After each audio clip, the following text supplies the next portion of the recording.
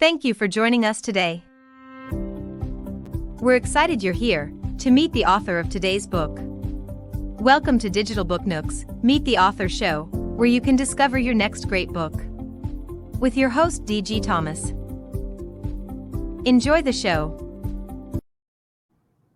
Hi, and welcome to today's show, today's Meet the Author show. I'm D.G. Thomas, and I am excited to introduce you to our guest author today, Sarah Chayer, who has written her novel, Incandescent, Magic Unknown. So if you are a fan of fantasy fiction and books with magic, you are really in for a treat today.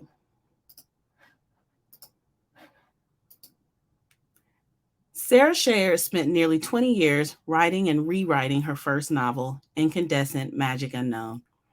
Her other works in progress include future young adult urban fantasy books for the Incandescent series, as well as a second separate series. She graduated cum laude with a Bachelor of Arts degree in communication, emphasis in journalism from the University of Wisconsin, Green Bay, and has won awards for her work in fiction, poetry, and English. Sarah's book, Incandescent Magic Unknown, is available in ebook and paperback at Amazon.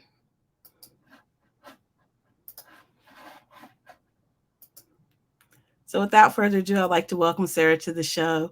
Welcome, Sarah. Hi, thank you for having me. Thank you for being here. So we're just going to start out by having you tell us about your book. So I've always been very inspired by kind of fantasy and interpreting it and incorporating it in today's world. So it kind of takes what you already know and then just gives it kind of a little magical twist. So early on, I did take a lot of inspiration from comic books like X-Men.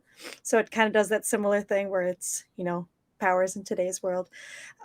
So that being kind of the basis for the fantasy, but then also for me, it was very important to delve into characters. And that's kind of like one of the main things I always strive for is making sure that the characters are relatable, whether they are, likable or not, you still know who they are and they feel fleshed out like real people. And so one of the big things in this book is kind of building on relationships between the characters, either good or bad, and forging these support structures, these kind of like surrogate family, where it's, friends or your family type situation. Oh, it sounds so interesting. So what inspired you to write the book? Yeah, so as I mentioned, a lot of the inspiration early on did come from X-Men. It was something I was really into when I was a child. But I always like to tell the little anecdote when I initially started writing the book. It was actually because my sister and I shared a computer back in the day, and I was tired of her hogging it. So I wanted an excuse to use it more. So I just opened up Microsoft Word and I just started writing what would eventually be, the first draft of this story. But it was, completely different back then. But that was what actually started all of it, was just me trying to take back the computer. That's a good excuse, right? Yeah. So I'm really grateful that she was hogging the computer, because it it turned into this story that I've been working on for just about 20 years. Oh, wow. And I've rewritten it I don't even know how many times, but I understand. Yeah. Right. She did me a great favor. Oh, she did. She did. That's awesome. So yeah, as I took a lot of the magical kind of superpower inspiration from TV shows and comic books like X-Men. As well as there was a book series I used to read when I was younger called Twitches by H.B. Gilmore and Randy Reisfeld, which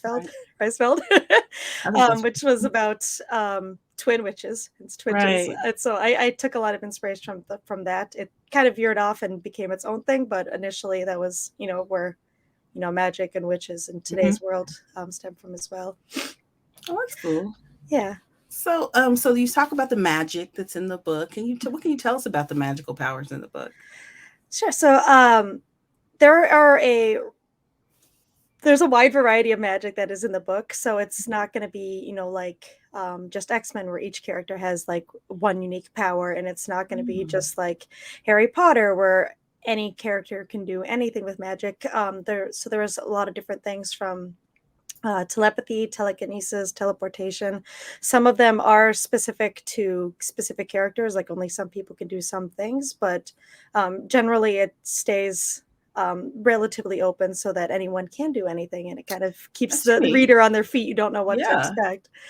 And one thing that when I was talking to my sister about it, because my sister was the first person to actually read the draft before it went to my editor.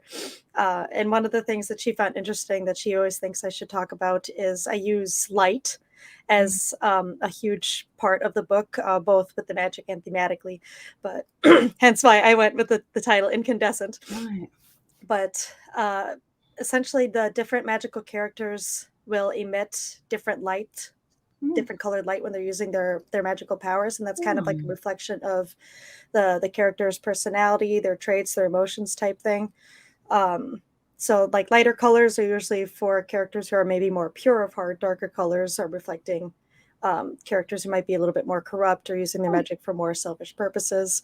So that's just something that I interpreted and made like a little bit interesting with the magical powers to use that sort of light and kind of way of reflecting the person that's within.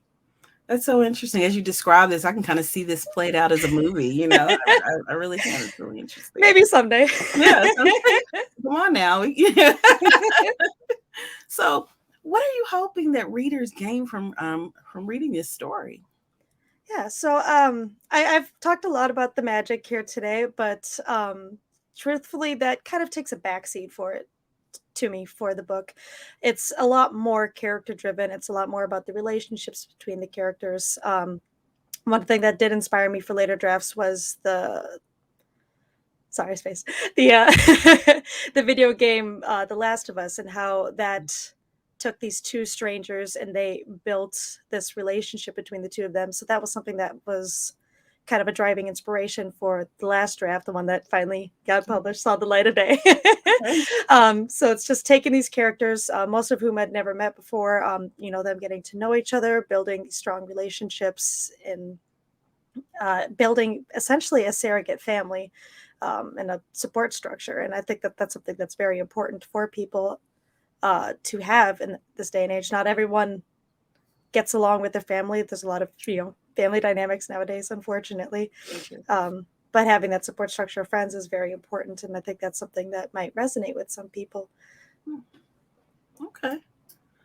So you mentioned you worked on this for like 20 years. So what are you working on now, and what's next for you as an author? So I just, in the last month or so, I think it was beginning of March, I finally got it published, at least the ebook, and then the hard copies to Amazon.